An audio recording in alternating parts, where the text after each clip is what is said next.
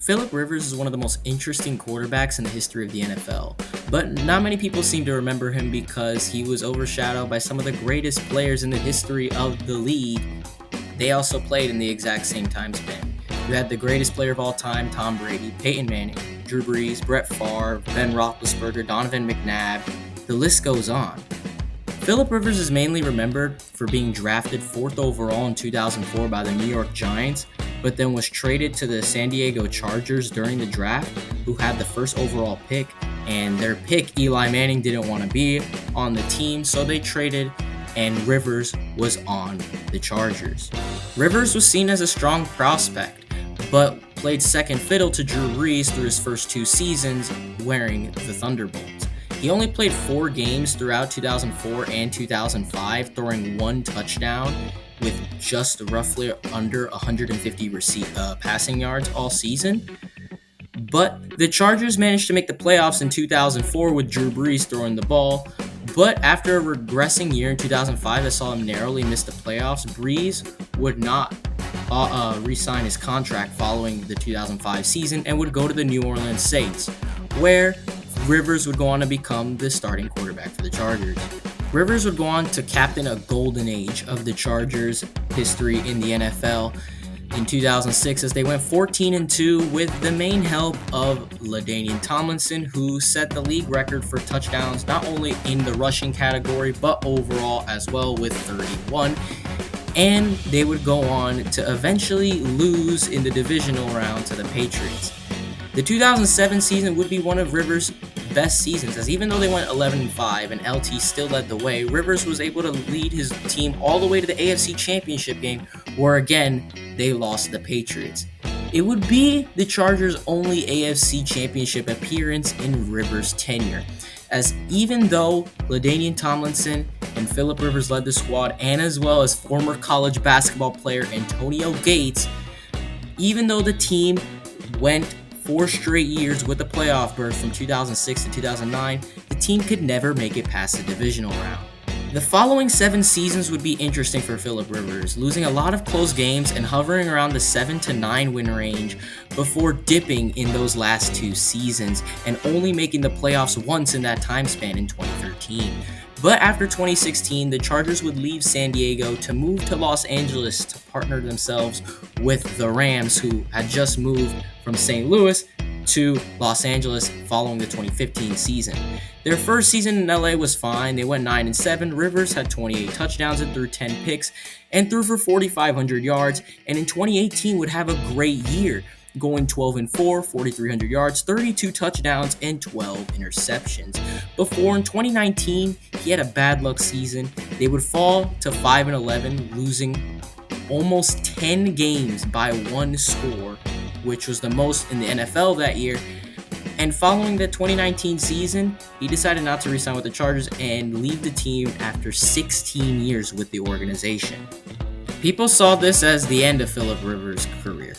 He was coming off a pretty dismal season that was overshadowed by bad luck, even though he himself didn't have crazy stats that were in the toilet. And Rivers was here for over a decade and a half, so people saw that this was going to be the end. A bunch of other quarterbacks were already calling it quits or nearing the twilight of their career, and Rivers unfortunately didn't have many postseason accolades to show for it. He had made 8 Pro Bowls, led the NFL in passing yards in 2010, was the comeback player of the year in 2013, among other things. But he would shock the NFL by signing with a new team come the 2020s, a brand new decade that would begin right away with craziness. This is the most overlooked final season in the history of the NFL.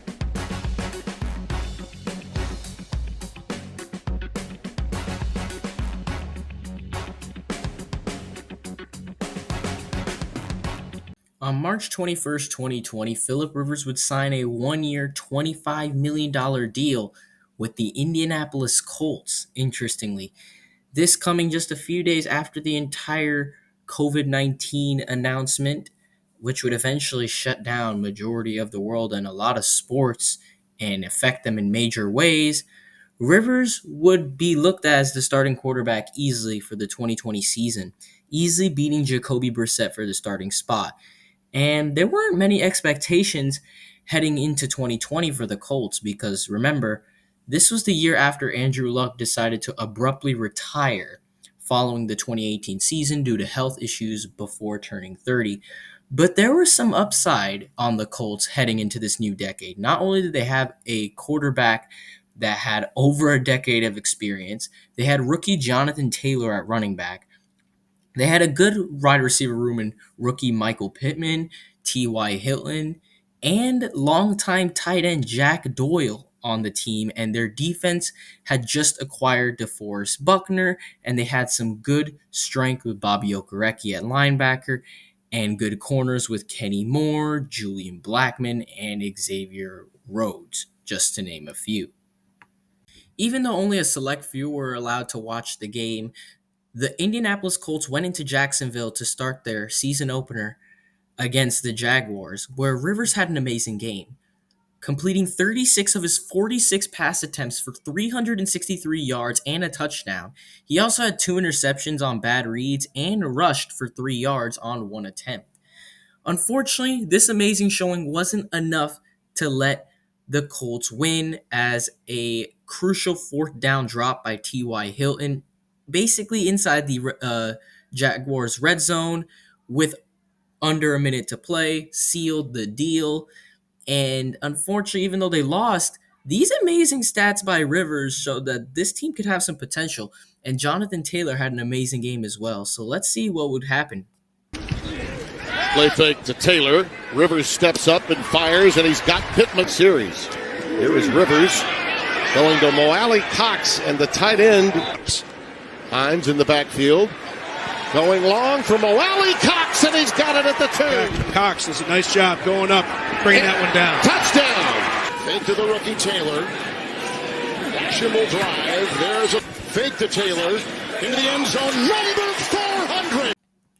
Oh, yes. Phillip Rivers, basically an average of 200 yards passing per game over the next 4 games as the Colts went on to win 3 in a row after their opening loss, with the most yardage being in a loss against the Browns in Week 5, where he passed for 243 yards.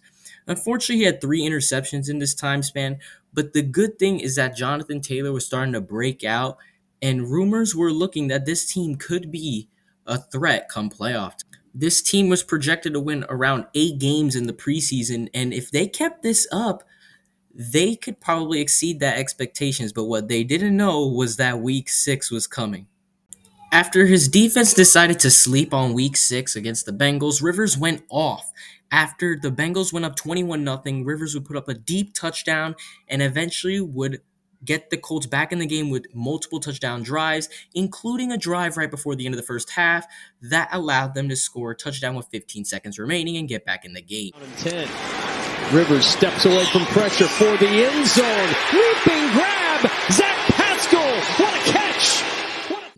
He would go on to only let the Bengals get to 27 points as the Colts would win 31-27, with Rivers completing 29 of his 44 pass attempts for 371 yards, 3 touchdowns, and an interception. After that fabulous game against the Bengals, the Colts would go on a bye week for Week 7 before coming back in Week 8, where Rivers would again explode 262 yards passing on 23 pass completions of 33 attempts, 69.7% completion percentage, and 3 touchdown passes. This is amazing stuff as they went on to win 41-21 against Detroit. Again. Is he going to backflip? Is he going to cartwheel? Yup, he does it again. Across the next 3 games, Rivers would drop against Baltimore, even though he had 227 passing yards, but it's the Ravens. They had a strong defense, so they were able to beat him 24-10, but Rivers still threw for 227 passing yards. He threw an interception, but 25 pass completions completed his average of usually completing more than 20 passes a game. Then against Tennessee, division rival, he was able to win 34-17 by completing 29 of his passes out of 39 attempts for 308 yards and a touchdown. And against Green Bay, they won in overtime 34-31, and he passed for 288 yards and 3 touchdowns and an interception. Through those first 10 games, the Colts were sitting nice with only 3 losses to their name. 7-3. That's pretty good. And the biggest success for Rivers was that he had such a great offensive line. As through those first 10 games, he had only been sacked 9 times. 9. The Colts would then lose to the Titans 45-26, where Rivers put up nearly 300 yards, another 2 touchdowns, and an interception on 24 pass completions. Then against the Texans, again, almost 300 yards, 2 touchdown passes on 27 pass completions, and he had a passer rating of 119.3 that game. And then against the Raiders, they won 44-27, 244 passing yards, 2 touchdowns on 19 pass completions. The team had already passed the 8 wins that were projected of the team before the season began. And that was before Andrew Luck announced his retirement, those predictions.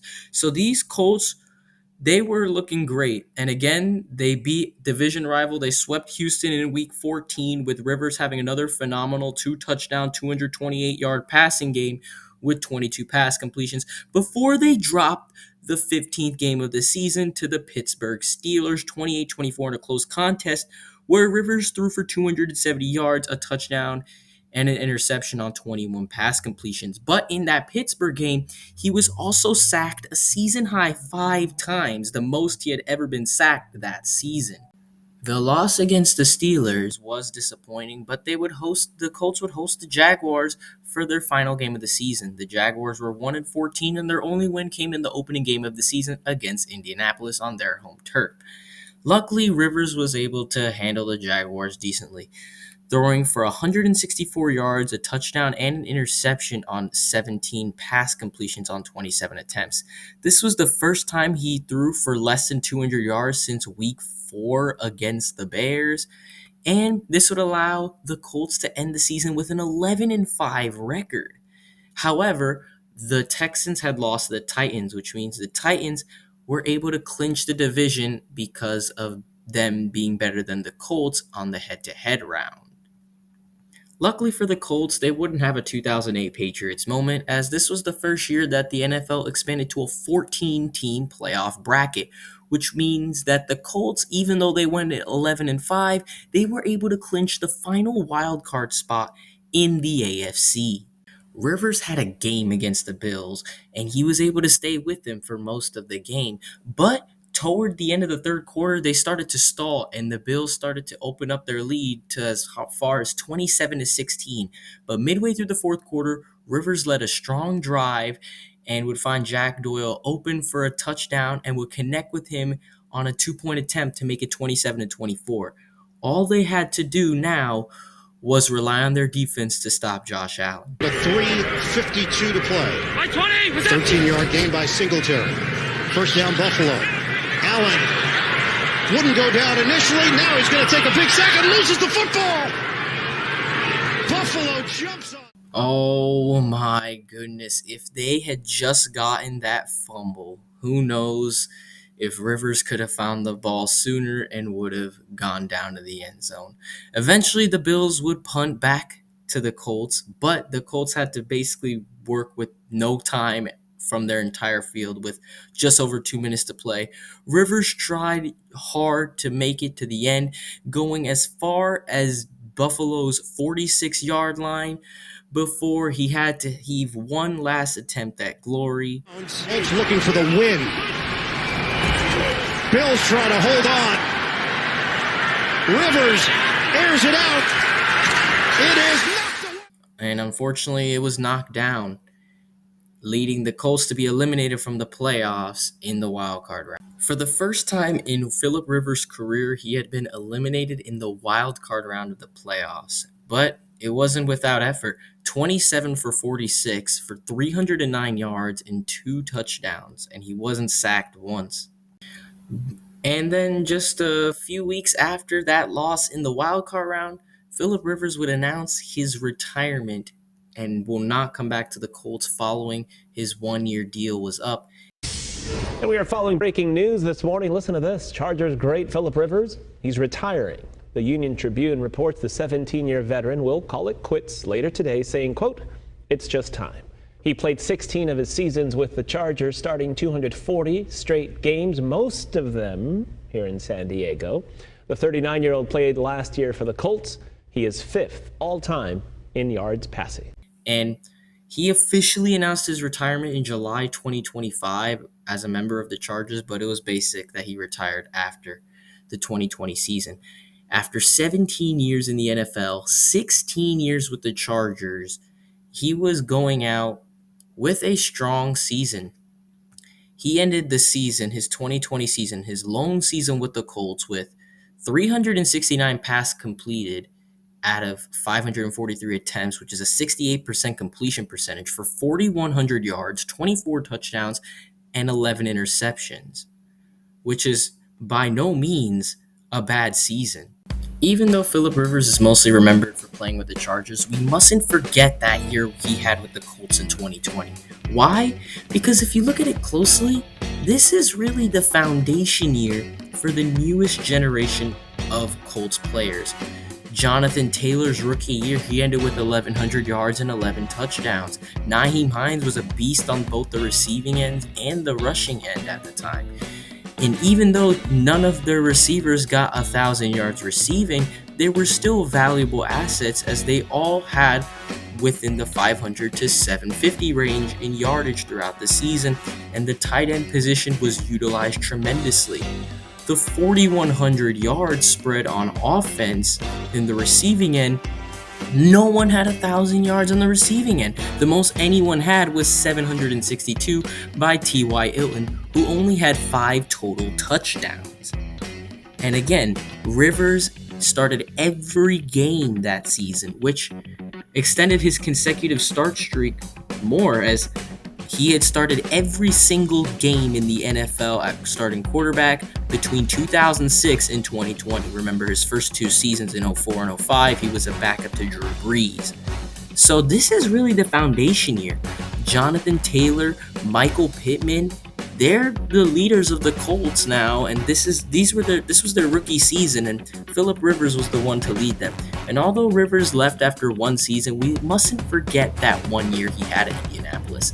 Because if you actually look at it, this was the last season the Colts made the playoffs, 2020, when they went 11-5.